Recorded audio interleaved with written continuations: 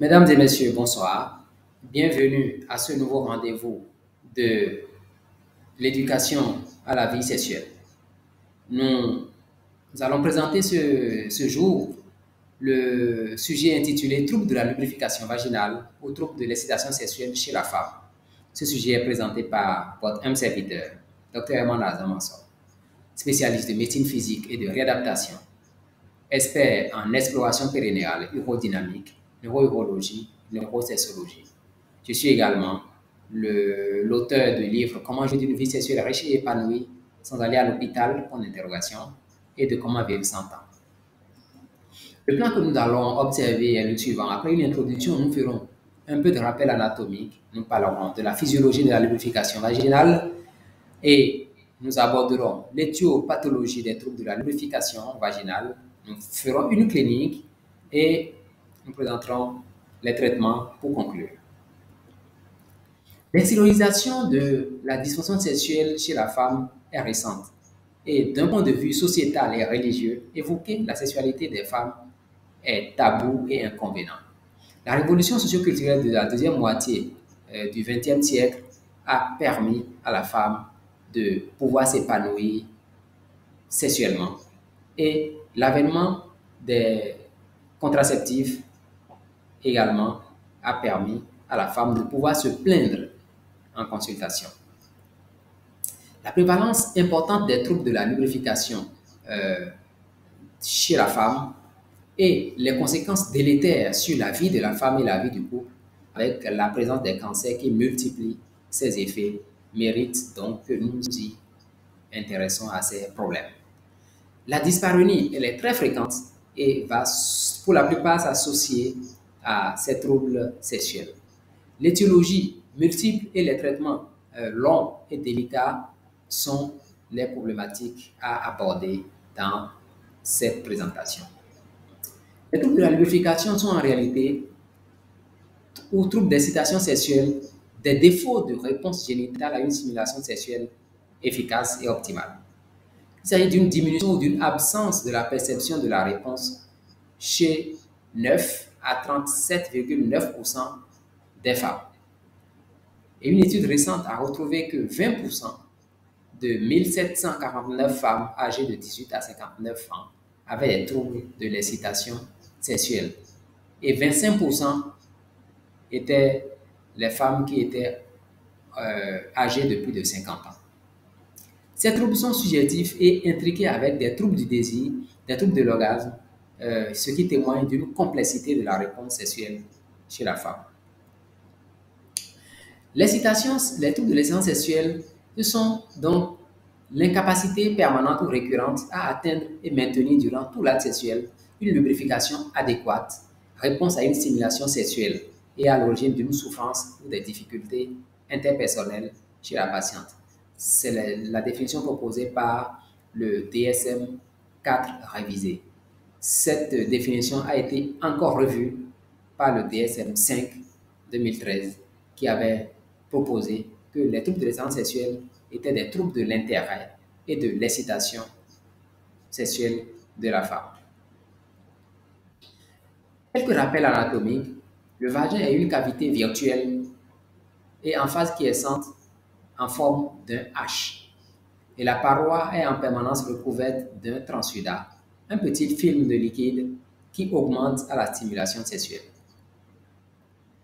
Nous pouvons parler également de l'unité neurovasculaire antérieure qui correspond au mythique point G, décrit selon les travaux anatomiques comme étant la zone de jonction des corps caverneux et la vascularisation qui est excellente et l'innervation très riche.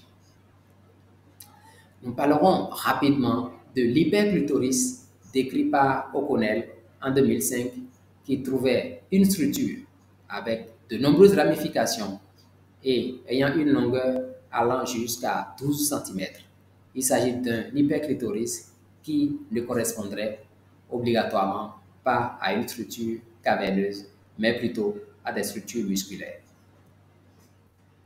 Sur le plan physiologique, au moment de l'excitation sexuelle, plusieurs structures sont allumées au niveau du cerveau.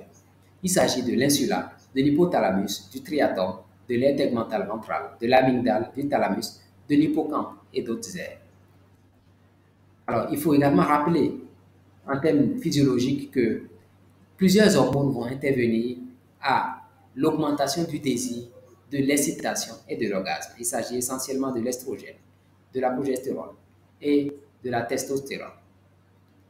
La dopamine va également jouer un rôle dans l'excitation sexuelle.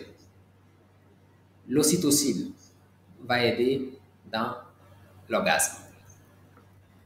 Sur le plan physiologique aussi, il faut rappeler que lorsque les fantasmes naissent et que l'information est reconduite vers les organes génitaux sexuels, eh bien, il y a libération du NO.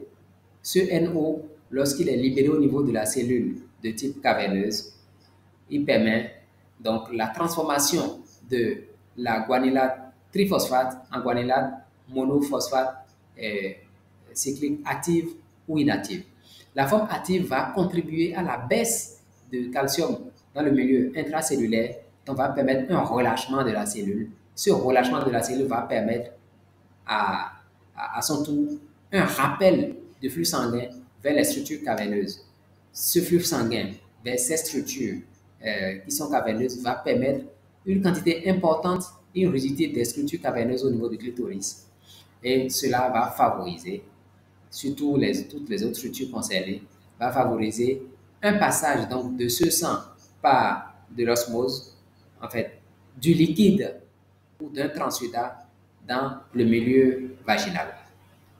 Il y a également la voie de la prostaglandine de type 1 qui va également favoriser l'augmentation de cette lubrification.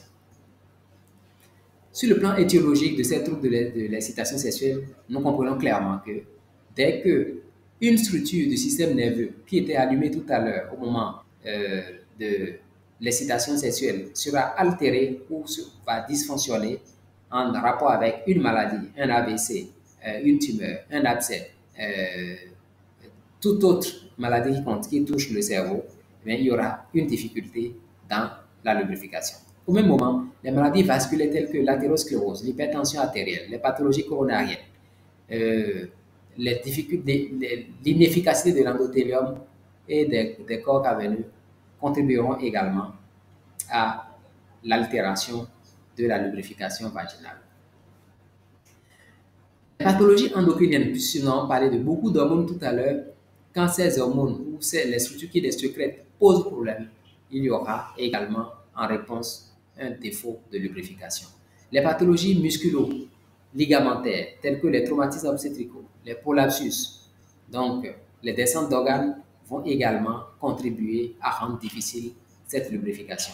Les infections vaginales vont occasionner à elles seules des douleurs, lesquelles douleurs ne favoriseront pas une bonne lubrification.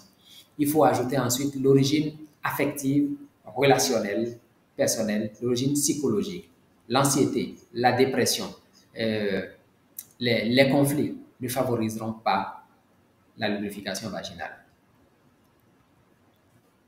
Sur le plan clinique, il faut rechercher le caractère permanent ou situationnel. Il faut apprécier les contextes globaux et la relation du couple. Et il faut rechercher dans l'histoire les facteurs qui prédisposent tels que l'abus sexuel, les facteurs qui précipitent tels que naissance, infertilité, le deuil, l'infidélité d'un partenaire. Il faut évaluer également l'impact de ce trouble de la lubrification sur la vie de la femme. Il y a également des questionnaires qui sont disponibles que nous pouvons administrer aux patients pour pouvoir apprécier donc cette difficulté de lubrification. Il y a une classification qui vient du consensus de 2004 qui a classifié les troubles de l'excitation en deux groupes. Les troubles de l'excitation primaire et les troubles de l'excitation secondaire. Le trouble de l'excitation est dit primaire lorsque, pour toute forme de stimulation bien conduite et bien réussie, la femme n'a jamais pu avoir une lubrification locale satisfaisante. Et les secondaires, quand auparavant elle en avait de l'excitation sexuelle normale et que durant l'évolution de la vie, l'excitation a diminué. Il y a d'autres signes où est absente. Il y a d'autres signes qui sont associés autour de l'excitation sexuelle. Nous allons les aborder. Il s'agit du vaginisme, le, la pénétration qui est rendue impossible par une contracture involontaire, réflexe et permanente des muscles du plancher avec douleur et interdiction de pénétration. Elle est présente chez 1 à 2% des femmes. Il faut parler également de la dyspareunie, qui sont des douleurs au cours de l'acte sexuel. Il faut distinguer les dyspareunies qui sont superficielles et les dyspareunies qui sont profondes.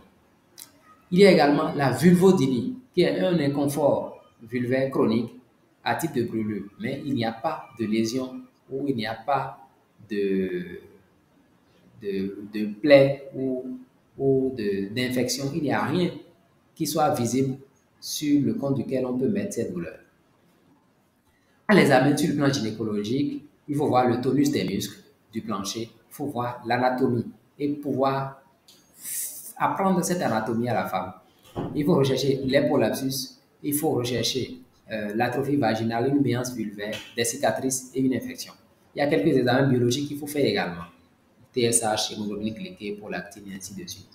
Il y a également des explorations telles que du Doppler pulsé qu'on peut utiliser, euh, la photoplethysmographie vaginale euh, qui va pouvoir mesurer les modifications hémodynamiques lors de la réponse sexuelle objective. Donc, c'est l'examen réel qui est objectif pour définir s'il y a trouble de l'excitation sexuelle ou pas. On peut également faire de l'électromyographie qui permet d'évaluer les perceptions sensitives, euh, l'intégrité du système euh, radiculaire jusqu'à la moelle et jusqu'au retour. On va pouvoir les évaluer. On peut aussi associer ou combiner l'électromyographie périnéale aux photoplétismographie. L'IRM peut être demandé aussi. Sur le plan du traitement, alors, des mesures géodétiques doivent être apportées et dans les cas de comorbidité telles que l'athérosclérose, syndrome métabolique, diabète, il faut pouvoir accompagner dans euh, le régime, dans l'hygiène de vie, dans la reprise d'activité physique, lesquels sujets sont abordés dans ce petit livret Comment vivre sans temps. Par rapport au traitement médicamenteux, donc en période de périménopause, hors des traumatismes, en période de radiothérapie, on peut proposer des traitements hormonaux qui sont des traitements locaux et très efficaces. D'autres hormones sont également proposées et, et nous pouvons également aller jusqu'à la photothérapie et à la phytothérapie. Donc, d'autres traitements hormonaux tels que la, la levodopa peuvent être proposés. Nous avons parlé tout à l'heure également de la voie donc des inhibiteurs des phosphodiestérate 5 qui, qui peuvent être également proposés. Le sildenafil a été proposé avec des résultats qui sont encourageants et qui sont intéressants. Euh, le traitement mécanique a été proposé aux États-Unis avec la sortie de le ROS device qui est approuvé par la FDA dans la dysfonction sexuelle féminine. On peut utiliser aussi tout ce qui est lubrifiant non hormonaux, qui sont de type hydrique ou qui sont de type euh, siliconé. Madame de Bénétieux, pour conclure, nous dirons qu'il n'y a pas de parallélisme entre la qualité de la réponse sexuelle ressentie et l'excitation sexuelle comme plainte. Alors, les troubles de l'essence sexuelle sont en réalité rares de façon objective, alors que de façon subjective, les plaintes sont nombreuses, à plus de 30%, alors que quand nous allons plus loin dans le diagnostic, nous nous rendons compte que ces troubles sont là à 10% environ. Il faut donc que dans la prise en charge, on puisse apporter de l'information sexuelle à la femme. Il faut également lui montrer ou lui enseigner, lui faire voir et comprendre l'anatomie euh, du périnée chez la femme. Également, il faut retenir que les troubles de l'excitance sexuelle vont s'associer avec des troubles du désir, des troubles de l'orgasme, de la dyspareunie et le traitement le plus recommandé, c'est de l'estrogène local qui a montré son efficacité. Mesdames et messieurs, merci pour votre attention. Nous sommes très ravis et très heureux de vous présenter ce sujet. Nous espérons que cela vous a intéressé, que vous avez pu apprendre de petites choses dedans.